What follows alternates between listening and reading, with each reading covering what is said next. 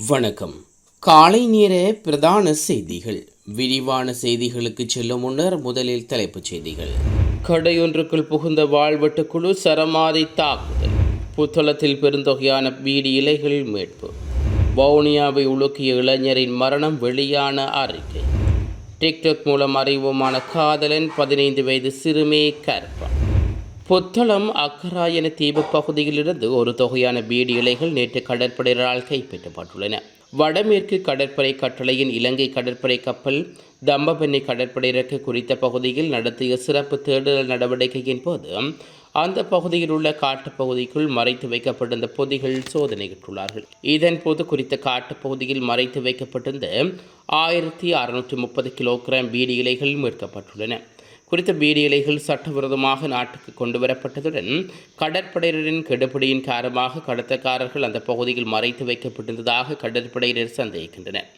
இவ்வாறு கடற்படையினரால் கைப்பற்றப்பட்ட பீடி இலைகள் மேலதிக சட்ட நடவடிக்கைக்காக புத்தளம் கலால் அலுவலகத்திடம் ஒப்படைக்கப்பட்டுள்ளதாகவும் கடற்படையினர் தெரிவித்துள்ளனர். கனடா டொரண்டோவில் இடம்பெற்ற இந்திய ரத யாத்திரை ஒன்றின் போது மர்ம நபர்களால் முட்டைகள் வீசப்பட்டு தாக்குதல் நடத்தப்பட்டுள்ளது. குறித்த யாத்திரையின் போது வீதியின் ஓரத்தில் இருந்த கட்டடங்களிலிருந்து மர்ம நபர்களால் இந்த தாக்குதல் நடத்தப்பட்டுள்ளது என்று குற்றம் சுமத்தப்பட்டுள்ளது. இரத யாத்திரையில் நிறுத்துவதற்காகவே இந்த தாக்குதல் முன்னெடுக்கப்பட்டுள்ளதாக அங்கிருந்த நபர்கள் தெரிவித்துள்ளனர். அதேவேளை மர்ம நபர்களின் நோக்கு நிறைவேறவில்லை எனவும் யாத்திரை நிறைவு பெற்றதாகவும் அவர்கள் குறிப்பிட்டுள்ளார்கள். இதன் காரணமாக இனவெறி சீற்றத்துக்கு குற்றச்சாட்டுகளுக்கும் வழிவகுக்கப்பட்டுள்ளது என்றும் அது கூறப்படுகிறது. நடப்பாண்டில் இதுவரை இலங்கை கடல் எல்லைக்குள் மீன்பிடித்ததற்காக மொத்தம் 181 இந்திய மீனவர்கள் இலங்கை கடற்படையினரால் கைது செய்யப்பட்டதுடன் 24 இந்திய மீன்பிடி படகுகள் தடுத்து வைக்கப்பட்டுள்ளதாக கடற்படையினர் வெளியிட்டுள்ள அறிக்கையில் தெரிவிக்கப்பட்டுள்ளது. இதனிடையே நேற்று முன்தினம் இலங்கை கடல் எல்லைக்குள் மீன்பிடித்த போது கடற்படை ஒரு மீன்பிடி கப்பலை கைப்பற்றி 7 இந்திய மீனவர்களை கைது செய்துள்ளது. பறிமுதல் செய்யப்பட்ட படகு மீனவர்களும் காங்கேசன்துறை துறைமுகத்துக்கு கொண்டுவரப்பட்டு சட்ட நடவடிக்கைகளுக்காக யாழ் மீன்வள ஆய்வாளரிடம் ஒப்படைக்கப்பட்டுள்ளதாக கடற்படையினர் மேலும் தெரிவித்துள்ளனர். இந்திய சீனா உறவை தொடர்ந்து இயல்பு நிலையில் வைத்திருக்க வேண்டும் என்றும் இரு நாடுகளுக்கும் இடையே கருத்து பரிமாற்றம் மிகவும் முக்கியம் என்றும் இந்திய வெளியுறவு அமைச்சர் ஜெய்சங்கர் தெரிவித்துள்ளார். ஷாங்கான் ஒத்துழைப்பு அமைப்பில் தற்போதைய தலைவராக சீனா உள்ள நிலையில் அந்த அமைப்பின் வெளியுறவு அமைச்சராக மாநாடு சீனாவின் தியான்ஜிங் நகரில் நேற்று நடைபெற்றது. இதில் பங்கேற்பதற்காக ஜெய்சங்கர் சீனா சென்றுள்ளார். கடந்த 2020ஆம் ஆண்டு லடாக் எல்லையில் ஏற்பட்ட இராணுவ மோதலுக்கு பிறகு முதல் முறையாக அவர் சீனா சென்றுள்ளார். சீனா துணை ஜனாதிபதி ஹாங் ஜிங்கை சந்தித்த ஜெய்சங்கர் இருதரப்பு உறவை வலுப்படுத்துவது தொடர்பாக பேச்சுவார்த்தைகளை நடத்தினார். அப்போது இந்தியா சீனா இடையே உறவுகள் தொடர்ந்து இயல்பு நிலையில் இருக்க வேண்டும் எனவும் அவர் அழைப்பு விடுவித்துள்ளார்.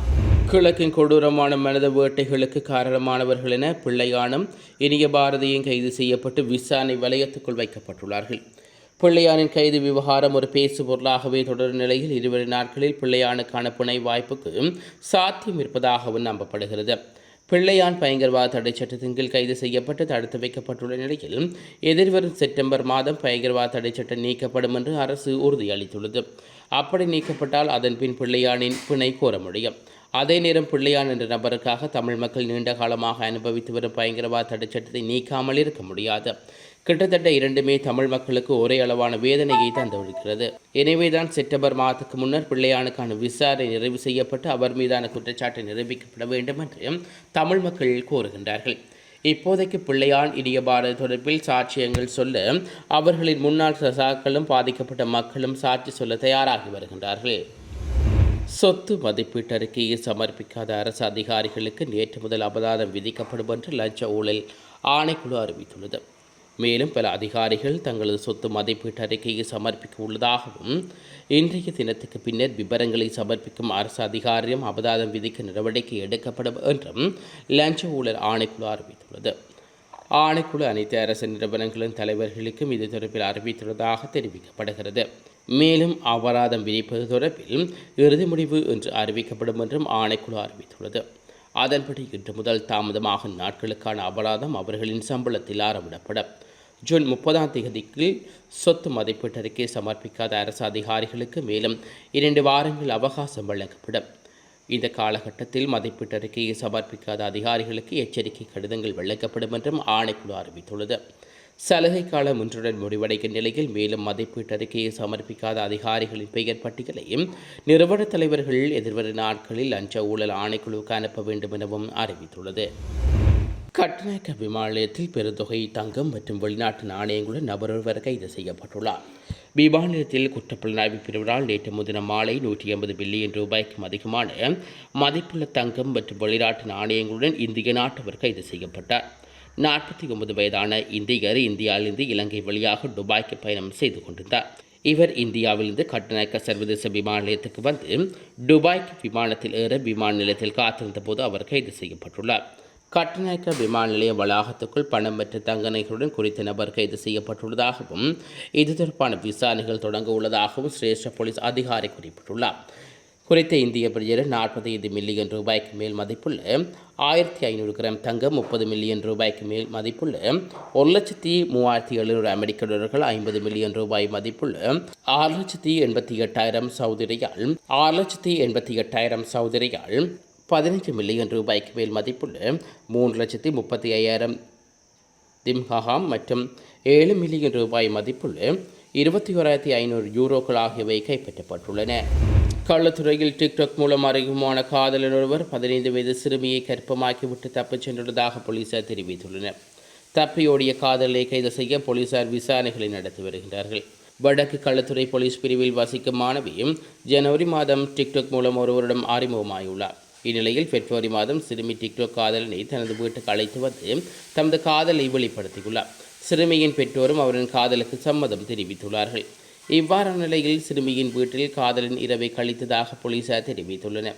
இந்நிலையில் கடந்த 10ஆம் தேதி குறித்த சிறுமி உடல்நலக்குறைவு காரணமாக தனது தந்தையுடன் ஹொரணை மருத்துவமனைக்கு சென்றுள்ளார். இதன்போது சிறுமி கற்பம் தரித்துள்ளதாக மருத்துவர்கள் தெரிவித்துள்ளனர். டிக்டாக் காதலில் முழு பெயரோ முகவரியோ தனக்கு தெரியாது என சிறுமி குறிப்பிட்டுள்ளதாக போலீசார் தெரிவித்துள்ளனர். சம்பவம் தொடர்பில் வடக்கு களத்துறை போலீஸ் நிலைய பொறுப்பதிகாரி துஷார் அடி சில்வாவின் வழிகாட்டலின் கீழ் விசாரணைகள் முன்னெடுக்கப்பட்டு வருகின்றன. வவுனியா கூமாங்குளம் பகுதியில் கடந்த வெள்ளிக்கிழமை வரணித்தவர் மாரடைப்பு காரணமாகவே மரணமடைந்துள்ளதாக சட்ட வைத்திய அதிகாரி MDR நாயக்கரட்ன தெரிவித்துள்ளார். இது தொடர்பான அறிக்கை நேற்றைய தினம் வெளியாகியுள்ளது. கடந்த வெள்ளிக்கிழமை இரவு வவுனியா கூமாங்குள பகுதியில் மோட்டார் சைக்கிளில் சென்ற நபர் ஒருவர் வீதியில் விழுந்து மரணமடைந்திருந்தார். இதன்போது அப்பகுதியில் பயணித்த போக்குவரத்து போலீசாரே குறித்த மரணத்துக்கு காரணம் என தெரிவித்து ஒரு குழுவினர் குழப்பத்தில் ஈடுபட்டதுடன் போலீசார் மீது தாக்குதல் நடத்தப்பட்டுள்ளது. மரணம் தொடர்பில் விசாரணை செய்ய சென்ற போலீசார் மீது அப்பகுதியில் குழும்பியிருந்தவர்கள் தாக்குதல் நடத்தியதாகவும் அதில் 5 போலீசார் காயமடைந்ததுடன் போலீசாரின் 2 மோட்டார் சைக்கிள் மற்றும் கப்ரக வாகனம் ஒன்றும் சேதமடைந்துள்ளன. இந்நிலையில் அப்பகுதியில் மரணித்தவரின் உடற்கூட்டு பரிசோதனை வவுனியா வைத்தியசாலையில் சட்ட வைத்திய அதிகாரி MDR நாயக்கரட்ன முன்னிலையில் இடம்பெற்றுள்ளது. இதன்போது மரணித்தவரின் உடலில் புதிய காயங்கள் எதுவும் இல்லை எனவும் வலது காலில் பழைய வடுக்கள் காணப்படுகிறது எனவும் இதயத்தின் முன்பின் பகுதியில் கடுமையான இரத்த உருவாக்கம் காணப்படுகிறது எனவும் இதயத்தின் தசை பகுதி மற்றும் இரத்த மாதிரி கொழும்புக்கு ரசாயன பகுப்பாய்வுக்காக அனுப்பி வைக்கப்பட்டதுடன் மாரடைப்பு காரணமாக அவர் மரணமடைந்துள்ளதாகவும் தெரிவிக்கப்படுகிறது. மட்டக்களப்பு செங்கலடியில் உள்ள வர்த்தக நிலையம் ஒன்றில் ஐயங்கேணியைச் சேர்ந்த வாழ்வெட்டு குழு ஒன்று தாக்குதல் நடத்தியுள்ளது. குறித்த தாக்குதல் நேற்றைய தினம் இரவு நடைபெற்றுள்ளது. இதன்போது வர்த்தக நிலையத்தில் இருந்த ஒருவர் படுகாயமடைந்துள்ளார். இந்நிலையில் சம்பவம் தொடர்பான மேலதிக விசாரணைகளை போலீசார் மேற்கொண்டு வருகின்றனர். இத்துடன் காலை நேர பிரதான செய்திகள் நிறைவுக்கு வருகின்றன. தொடர்ந்து நாளை காலை பிரதான செய்திகளோடு இணைந்து கொள்வோம். நன்றி.